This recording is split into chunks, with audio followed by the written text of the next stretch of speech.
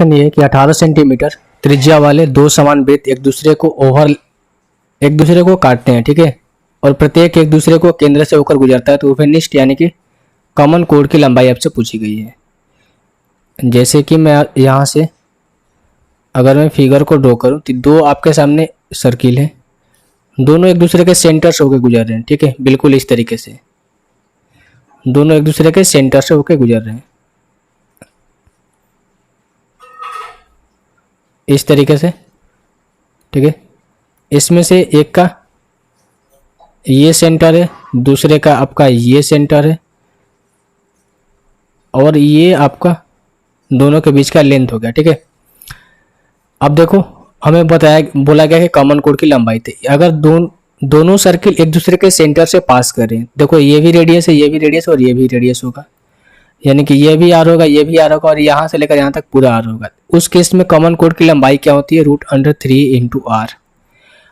तो ये हो जाएगा कितना? √3 इंटू आर कितना है? रेडियस 18 है, इंटू 18। तो इसको आप 18:3 भी लिख सकते हो।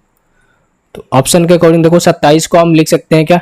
9 इंटू 3, तो यहाँ से 3 एक बाहर चला जाएगा ना, तो 36 18√3, यानी कि 27 को हम 18√3 लिख सकते हैं। देखो ऑप्शन कैसे दिया इन्होंने। तो इसको आप 18√3 को 6:27 भी आप सेंटीमीटर लिख सकते हो। सो ऑप्शन नंबर ए जो है इस क्वेश्चन का आंसर हो जाएगा। सिर्फ आपको याद रखना है कि √3 इंटू आर होता है, ऐसे आप कर भी सकते हो। ये रेडियस है तो 18 सेंटीमीटर ये हुआ।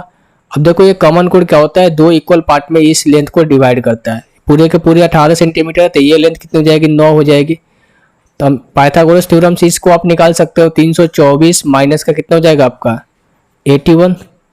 तो हो जाएगा कितना आपका? 243। तो रूट का अंडर 243 आएगा, तो इसको आप लिख सकते हो क्या? 81:3, यानी कि 9√3 आप इसको लिख सकते हो। तो 9√3 को अगेन ये पार्ट और ये पार्ट भी इक्वल होता है, ठीक है। अगर कॉमन कोण में ये दोनों सेंटर को ड्रॉ करेंगे तो दो इक्वल पार्ट में कॉमन कोण को डिवाइड करता है। तो इसको आप अगर ये लेंथ 9√3 है तो ये भी 9√3 होगा, यानी कितना हो जाएगा? 18√3। आप इसको ऐसे भी सॉल्व कर सकते हो। बस आपको अगर फॉर्मूला याद है तो आप जाहिर सी बात है कि 5-6 सेकंड जो है पहले आप करोगे तो आपका जो समय है बचेगा।